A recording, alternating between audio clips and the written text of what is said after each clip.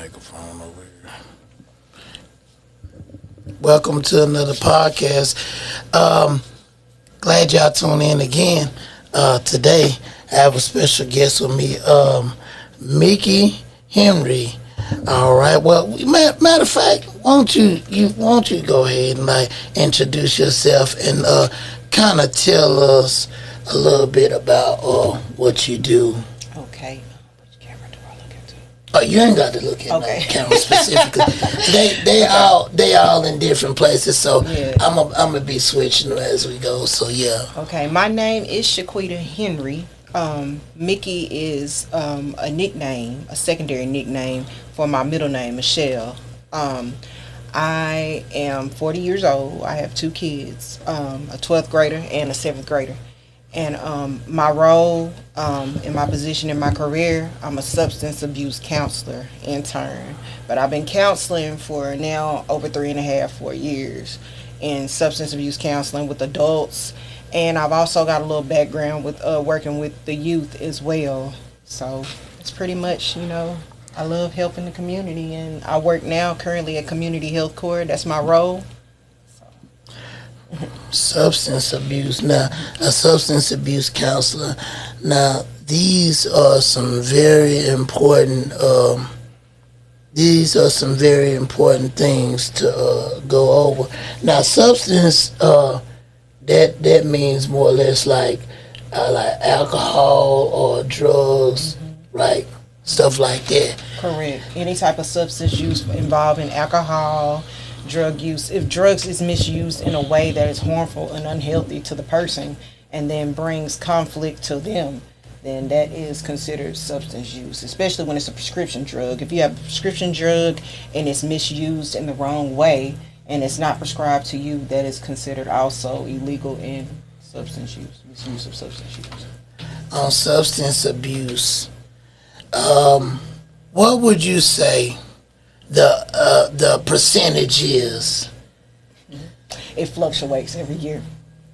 It fluctuates from the adults to the youth. It's more so far in the youth, mostly in the youth these days, especially in high school. High school kids are getting caught with vapes in classrooms.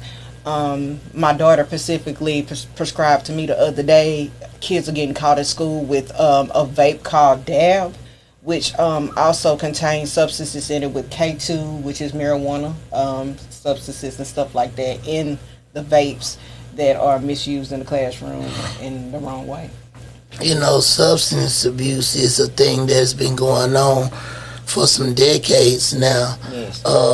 Even coming up as a kid, I saw other kids doing this stuff too, as well. Oh, let me get this tape. But I've always saw people doing this, and this is a good subject because I want to ask you something. Mm-hmm.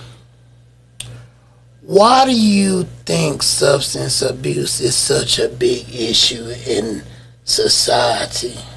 It's a big issue because it affects not just the person for us in medical sense, but it affects the person overall, especially in the cognitive, in the mind, neurologically. They can't think, they can't move without the drug. Like, for instance, my aunt, when I was 8 years old, she died from drinking. My dad's sister, and we watched her drinking constantly every day, and then when she got off of it a year later, she ended up getting back on it. And so she died when I was like 8 or 9 years old, from drinking. She had liver failure because she just couldn't let go. Some people are so addicted to substances because addiction is real, and it's a disease, it's all a disease because it's something that it can be cured if they accept it and want to stop. Just as much as they want to get the drug, they have to be able to have that self-contained control to be able to stop. Why do you think substance abuse is so bad like it is? In my opinion, the reason why I said this is because just based on my history of growing up and seeing things in life, there's so many circumstances that lean people towards alcohol and drug usage heavily. Sometimes it comes from just having a health condition, and then ultimately getting addicted to medication. And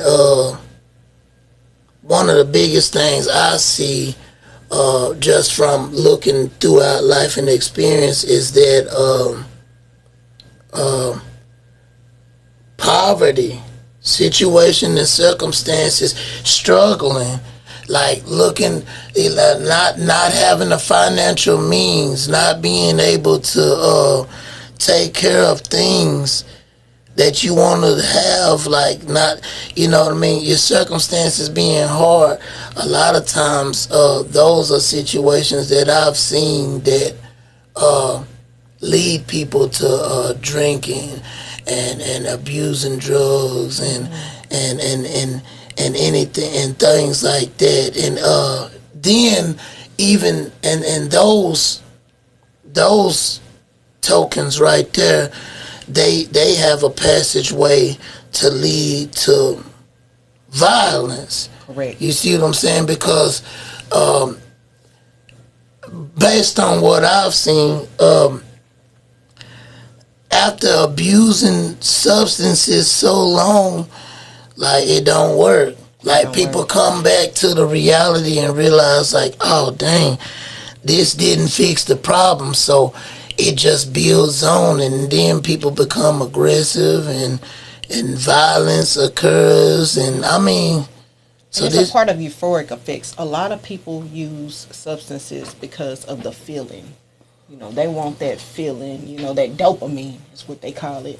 They want to be able to feel, so they don't just smoke one time. Let's just, for instance, say if they smoke weed. They might smoke one blunt today, and then, oh, I want to get high more tomorrow. So they want to smoke 3-4 blunts to feel the same effect that they felt before, and then they get addicted. It's a way that they just can't stop. They want to keep doing it. But then once they fall off, you start noticing the negative behaviors. You start seeing the anger, the emotions, and then a lot of it stems from trauma too in the past as childhood. Yeah, that's true. That's definitely one of the biggest ones too. Past trauma. There's so many forms of abuse. Right. Lot of drugs, lot of substance abuse comes from sexual abuse, past sexual abuse, child abuse, just so many different things. What got you into this field? Like, what made you want to become a substance abuse counselor or advocate for substance abuse? Like, why did you choose that? Well, even starting off in my field as a correctional officer for so many years, I used to see that coming in and out of the jail, different people high, booking them in at bookends at the Bi-State Justice Center where I worked at some nights when I had to do overtime. And so seeing that and, realizing that even law enforcement, they don't recognize the signs of substance use, let alone mental health. So as us being, the overseer and observing, we have to step in and try to assist, not just with crisis situations that occur at the time when we're booking them in, but even when they're coming down having withdrawals from substance use because they didn't have any for so many days. So it's just different situations that made me want to say, hey, these people need more help, and we're the ones that we can see it more, and maybe we can show other departments what's going on and what to be aware of and what to expect when they come across a person that is high or dealing with a mental health issue, because it's going on a lot today in the community. Yeah. And they're not recognizing it. Right. That's definitely true. I've also worked in law enforcement. I was correction officer for a couple of years too, and so I definitely seen it firsthand. And so many, and I used to talk to people. I used to talk to people about this stuff, and I used to be like, I ask questions like, "What made you do this? What made you do that?" And a lot of people are influenced. It just seemed cool to do, and then throughout the process of doing something that seemed cool, something It serious. gets costly. Yeah. Yes. Something serious or something tragically happened. Like I had one guy told me once before, he was like, he felt bad about he was okay. So he was a substance abuse. He was a substance abuser, but he was telling me, he said, man, one day I was with my friends and I dropped a blunt on the floor in the car, and he said I reached down to grab it, and he said he went across the road and he hit somebody and killed them.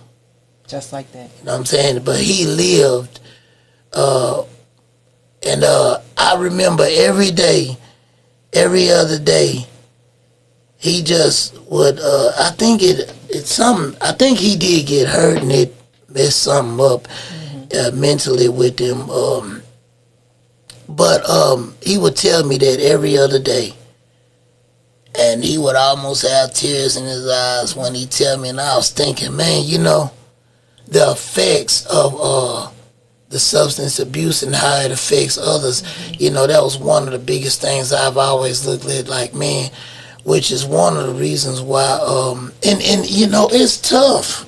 It is. It's tough because as long as life beats you up, you always want to resort to. You want to escape. Yeah. That's what they use. They use that drug for an escape. They want to go back to it to escape reality. Right. But then once the reality sits in, once they're off the drug, they realize the problems are still there. They're still going to have no financial issues, problems with living conditions, or even marriage. It's some people that resorted to the drug use due to a divorce or a bad breakup. Yeah. Because they can't face the music. They can't face the reality of, okay, it's over. I need to be able to plan for myself and do for myself now. It's not, it takes two, I'm in a marriage, I'm not in a marriage anymore. They can't face that, so they escape to the drugs. Yeah, I agree with that. And one thing that I've learned throughout life, no matter how many things that are out here, for us to feel like we can escape, escaping is it's like a false pretense. Like, you never actually escape nothing in life. Like, whatever you go through, you're going to have to go through it regardless. And when you try to use different substances to escape, the only thing is you're still going to face what you tried to escape, but now you're bringing on another issue with you. You know what I'm saying? So, like, have you had any experience, like firsthand, like personally, when it comes to substance abuse in your life, or whether it be like relationships, or have you ever dealt with anyone with these type of issues? For the beginning, my dad, he was a drug dealer. Oh. He was a drug dealer. I was a kid. My mom was a drug dealer too. So I used to see this, the things that they were doing. They kept a lot of things away from me. But one night, 12 years old, police busted in the house, took my dad to jail. Took him to jail in front of me. I couldn't understand fully what was going on because I was young. But then I listening to conversations, adult conversations that was going on, I realized what was going on. Because he went to jail for distribution, for selling drugs and all of that. That was when in my younger years. But over the years, I got older. I started dealing with guys in relationships, not really, understanding exactly what they were for with the relationships. I was just with the person because I felt there was love. I felt that sense of love, that it was there, but then not recognizing the signs of a person. And I encourage everyone out there, women and men, when you getting involved with a person, recognize the signs. It might be something small that you think is nothing, but later it might come back to be something even big that might affect you and what you got going on. So always recognize the person and get to know that person before you fully get involved with them. And I made that mistake last year, July 15th, on my birthday. I was with a man and he almost killed me. He got arrested. You know, he split my ear down the middle. Split my ear. But it's healing now. So I had to get 18 stitches. You know, I couldn't, for a whole month, I couldn't even sleep on that side of the pillow. I had to sleep on my left due to how much painful it was, and I didn't want to affect the stitches. But it was a reminder to me to always love yourself and never give up on yourself. And if you find in that person that's making you uncomfortable, it's time to step away. It's time to get away. Was he a person that had an issue with substance abuse? Yes, I found out later on that he was on methamphetamines. I did. I found out. Yeah, that's another one too. I forgot, man. It's dang. You know, as the lot as time goes on, also,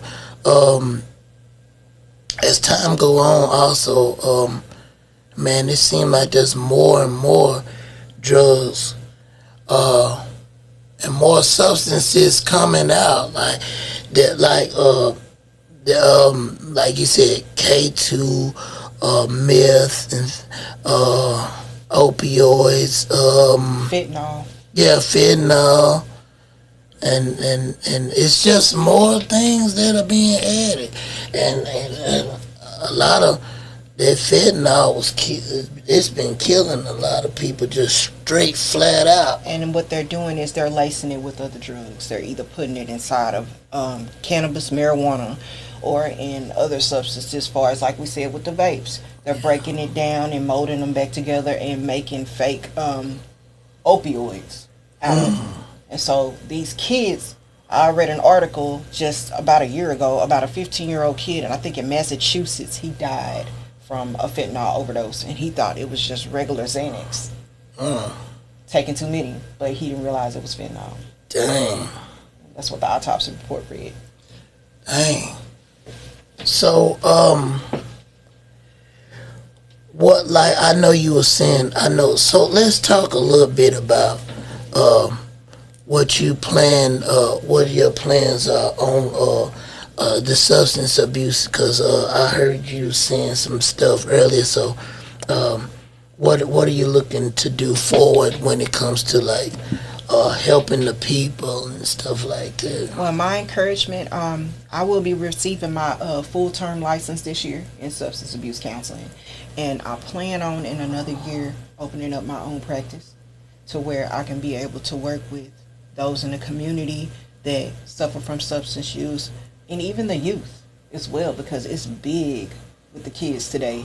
In all communities, there are more kids using these substances more than adults, and are getting affected deeply by it, where they can't even finish school, or other, negative behaviors are taking place where they're either getting convicted of different crimes, petty crimes and stuff like that, and getting incarcerated behind substance use.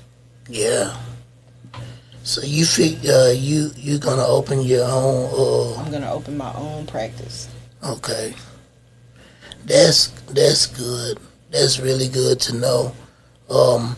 And those are some of the biggest things. I definitely want to point out, when it comes to, because that it really is. I would say, in my opinion,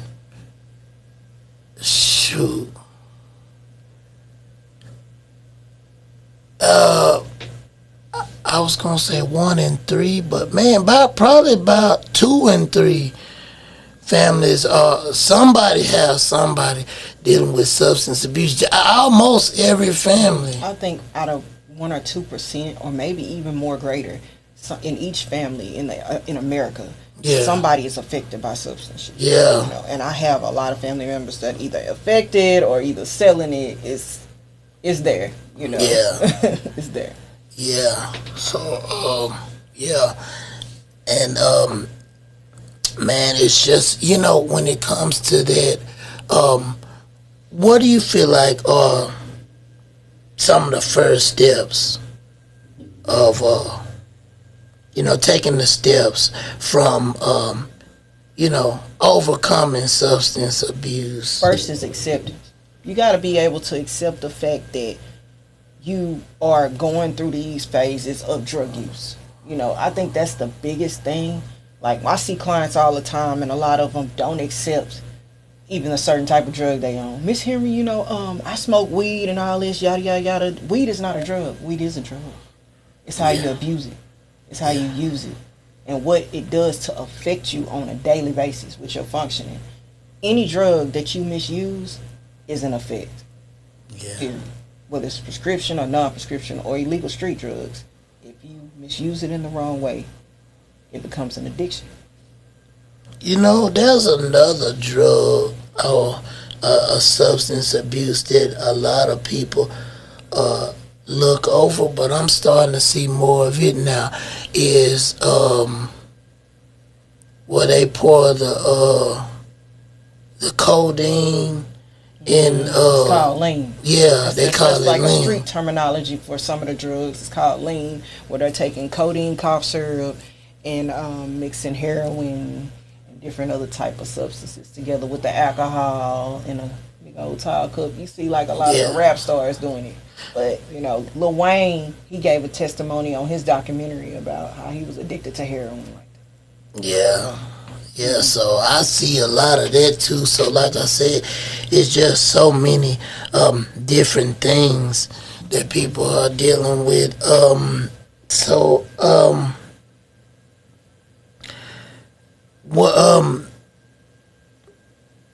Have you trying to think how I can say this. Have you is that the only situation you had when it comes to dealing with somebody in substance abuse? Oh, this was the question I had. When it comes to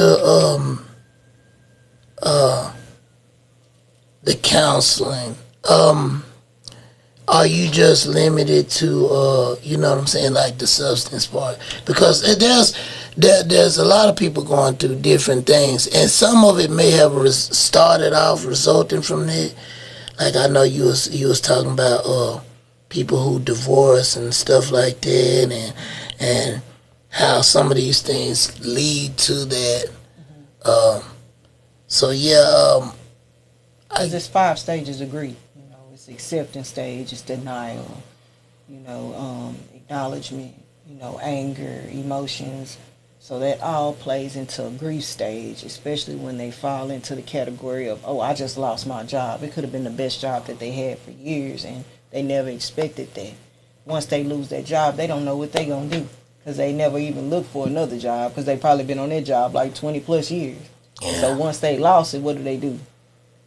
They fall, they go into that grief stage of emotion to where either anger or depression, because it's all in the stages of grief. So they're going to either fall towards the drug use, the trauma, anger. It all plays a part of it. I was just sitting here thinking that some of the things that people do when it comes to substance abuse,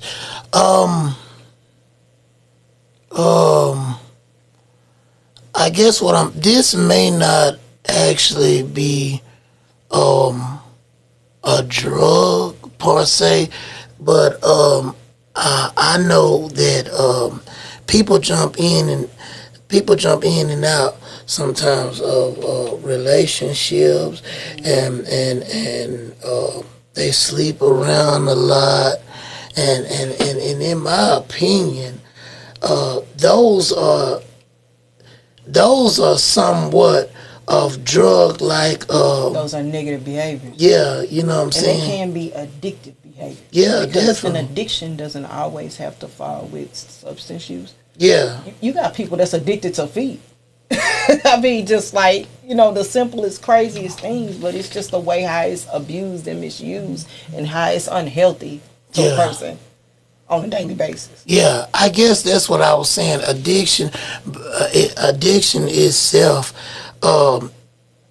it can cause just as much harm as substance abuse, even though you may not physically be abusing drugs, but just by far being addicted to certain things can bring about the same effects. Correct. So I've seen situations like that.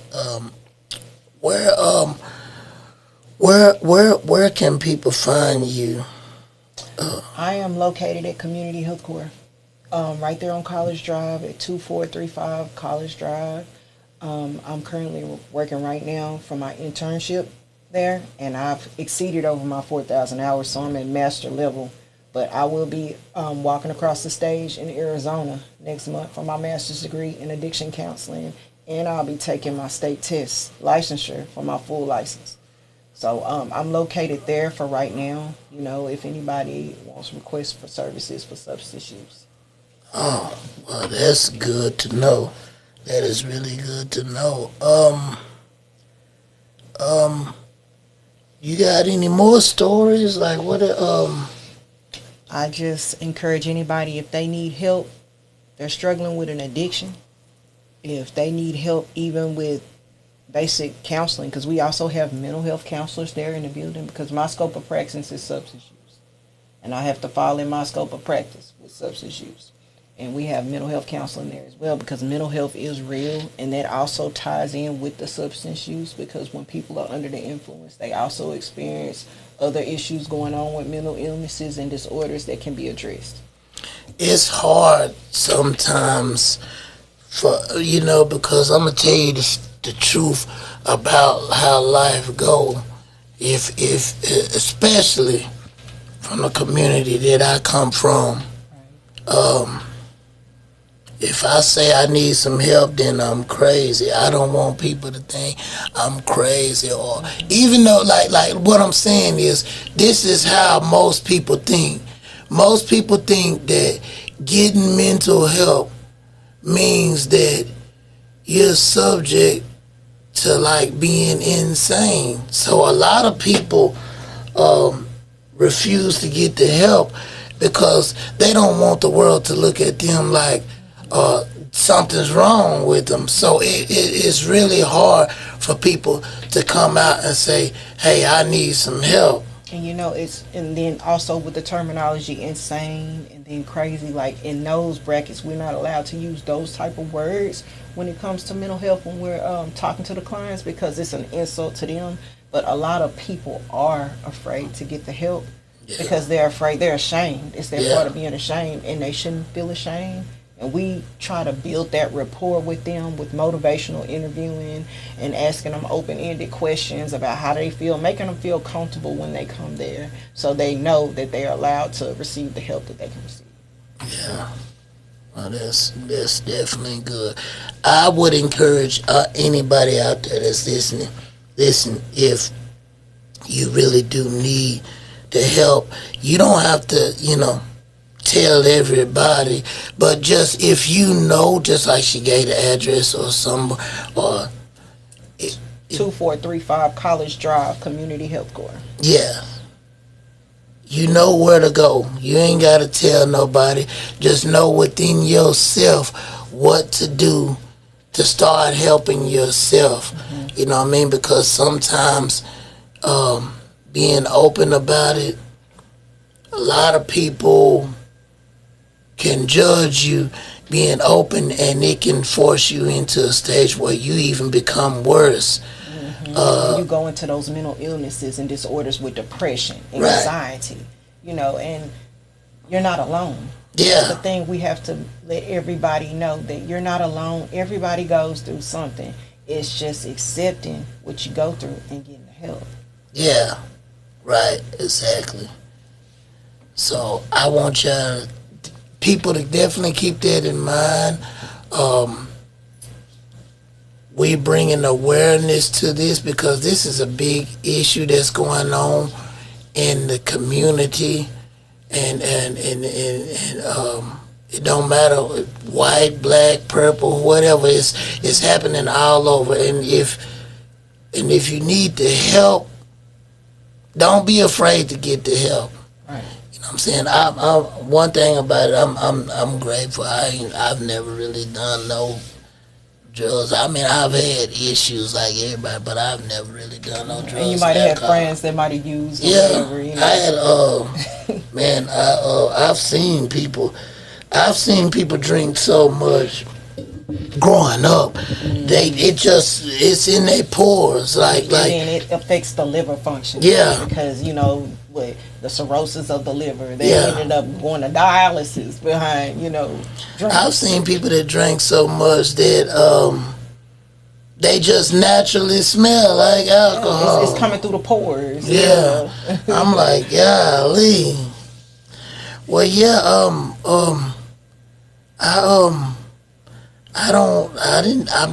trying to think of some more stuff, but I think we got right to it and covered some major points about this, because substance abuse is a real. Because it ties into the behaviors too of the person. It affects daily functioning, and it also ties into negative behaviors where the crime goes in.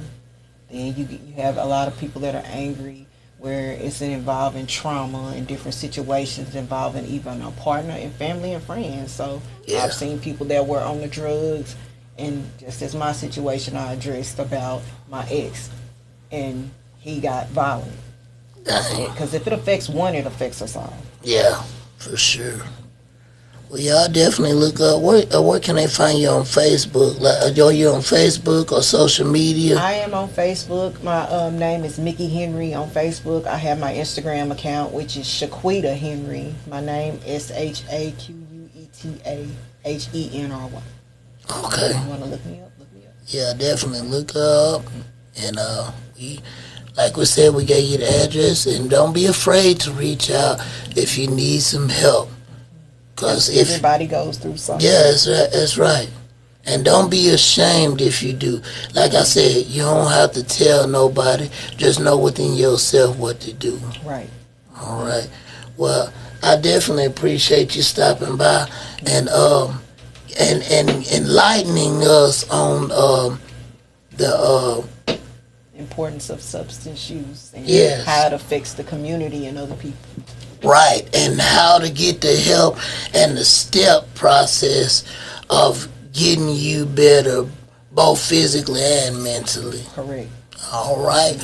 Well, I appreciate you again for stopping by, and y'all tune in. Y'all stay more for some more podcast shows. Correct.